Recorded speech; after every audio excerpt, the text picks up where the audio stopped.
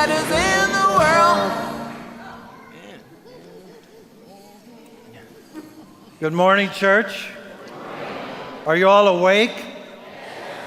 Well, when I heard that rain at 6 o'clock this morning, I just wanted to pull the covers over my head and just stay in bed.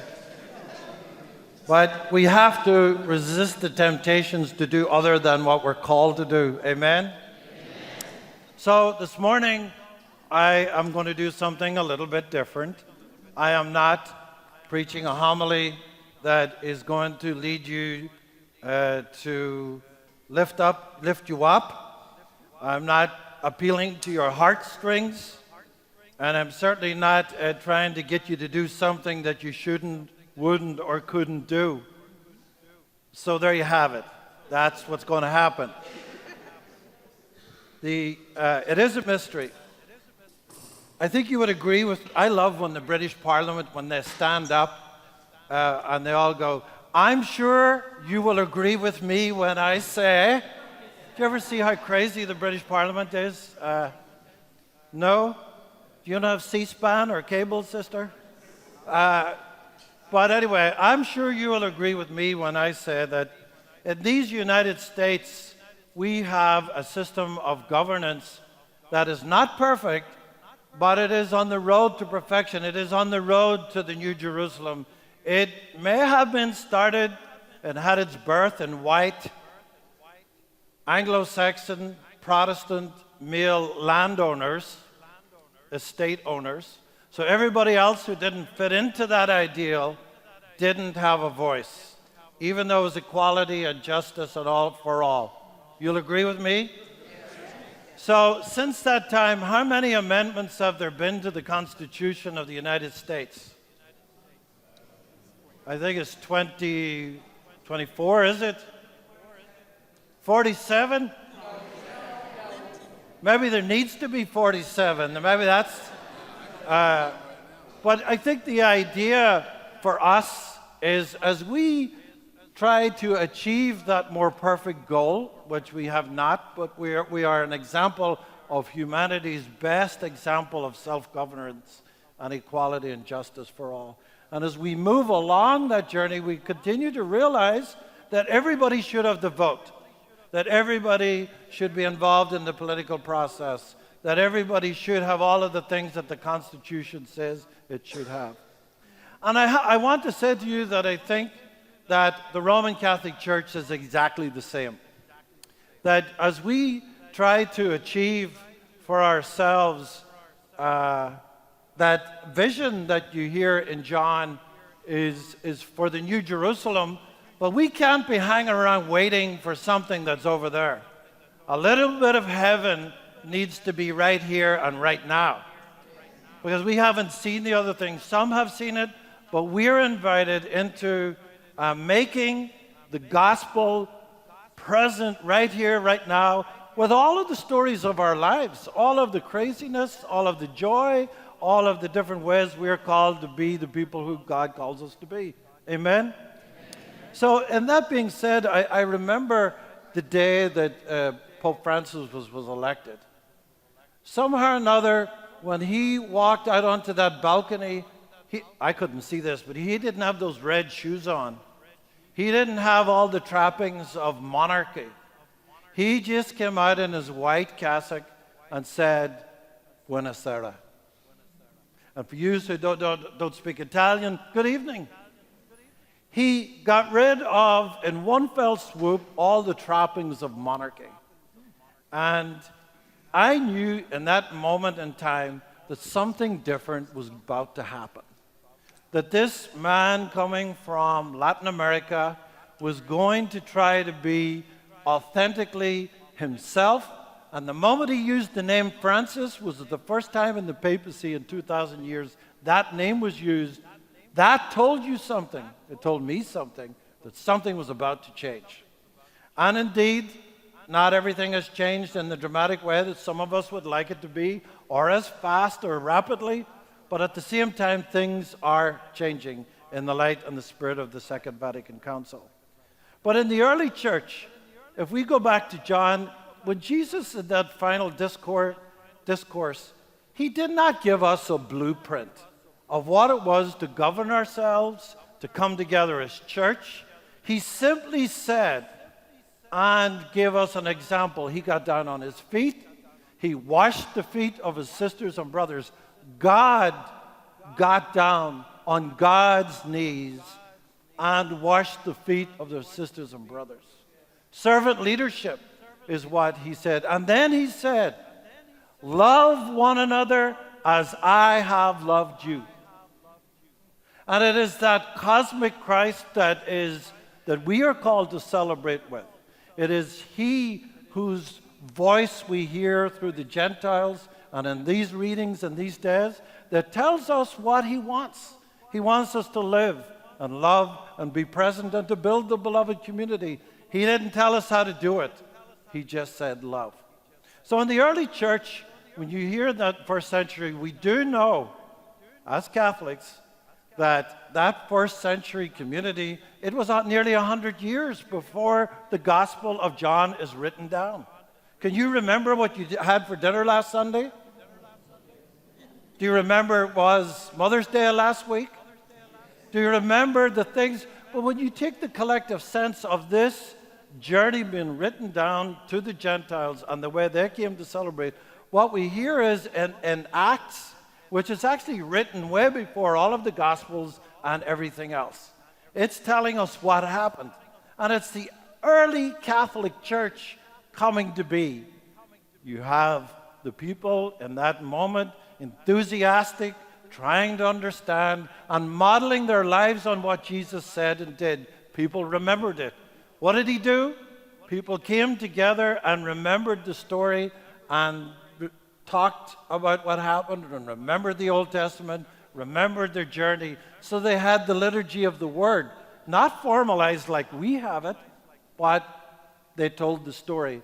And then the community, using all of its gifts and talents, they came together and they celebrated Eucharist in this one moment. And there you have the early church, not very formal. But by the time you get to Paul and Barnabas, they began to realize that they needed, as they went around the Mediterranean world, they realized they needed to leave elders.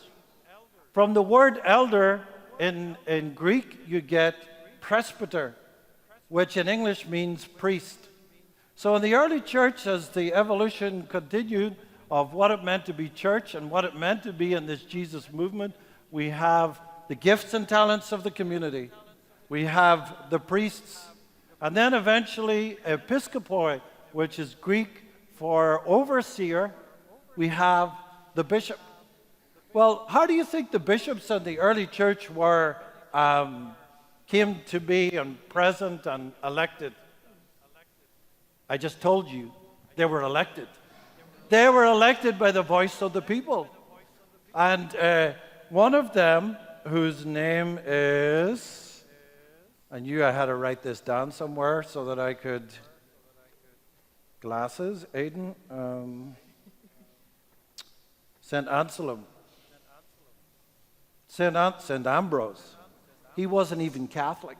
He wasn't even baptized.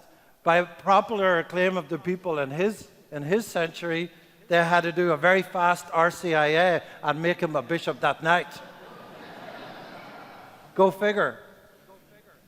But in the early church, it's kind of interesting to me. I, as a Catholic growing up in Northern Ireland, always thought the Catholic Church was immutable, and it always was this way, and we were better than the Protestants, and that's just how it is. They're wrong, and we're right. But once you go into the seminary and you begin to see, and anybody who informs themselves, you realize change and renewal and constantly leading to perfection is what the church has always been about. So 185 years ago, out of the 464 bishops that were in the world, how many of them do you think were actually appointed by the Bishop of Rome? Not a rhetorical question. Come on, a guess. What did you say? Are you serious? You're just trying to really rain on my parade. There were 26. Out of the 646 bishops that were in the world in the 19th century. And I would like to suggest to you, when you realize that for 1,800 years, there was an appointment of bishops by the local people, then it tells you something, that it does not have to be the Pope in Rome telling us who the bishop is that we should have in our place. Amen? So here's a few quotes about that that's really interesting and makes sense. That it's a bit like, do you remember back in the day they used to have, when people were getting married, the Catholic Church used to put up the banns? Or some of you are old enough to remember that? The idea of it was to publish the banns in a parish was, are these two people meant to be together? Do we know them? Are they the people they say they are? And is this the right thing to do in the community? Well, a little bit of that might go a long way for leadership in the church. Now, I'm going to take a step aside. St. Columba did that when Father Jason was leaving. The Diocese of Oakland no, stop helping me. That's confusing me. Father Casper, Father Stefan Casper came and did a big process with the community here at St. Columba.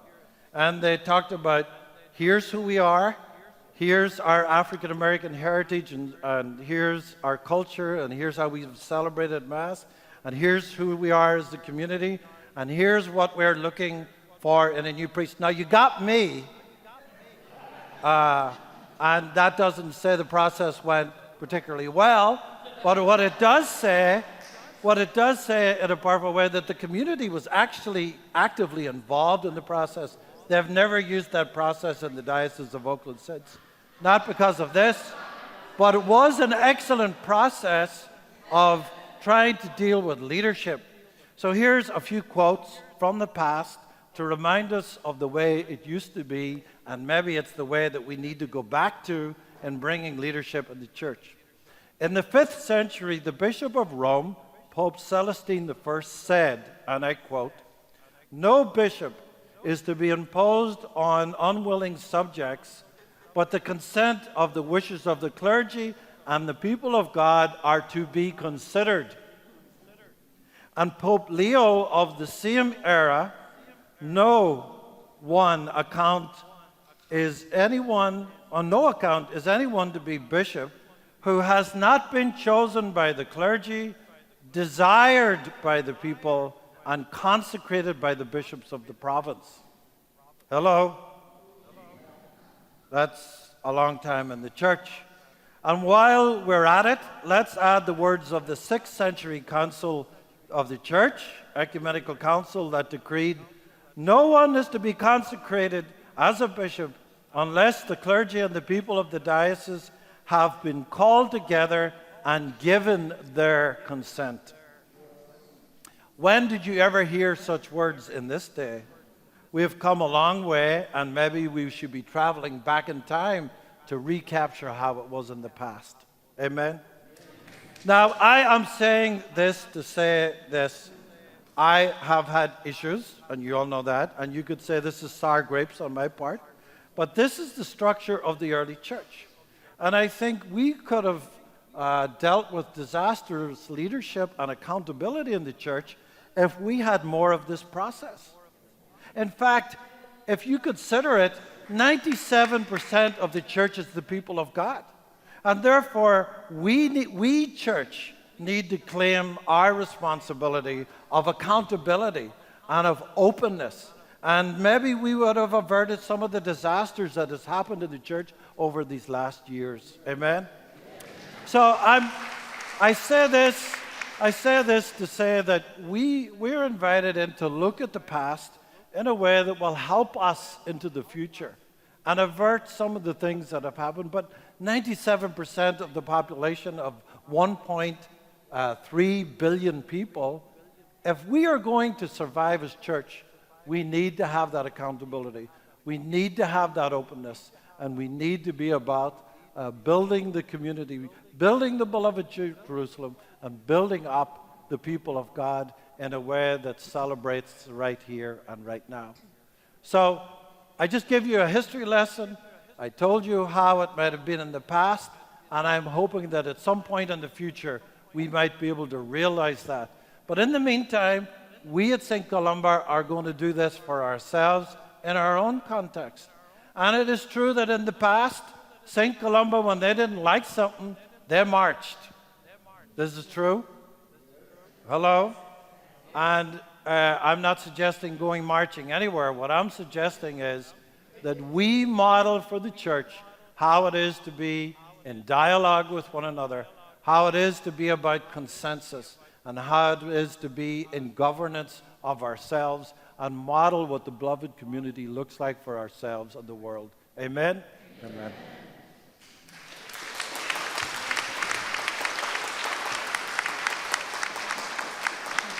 So I'm promising you right now, I will never talk about this subject again, okay? Unless something really egregious happens. Then we have to speak truth to power in the context of what it is. Amen? So let's all stand together as we offer our prayers and petitions. Patrick?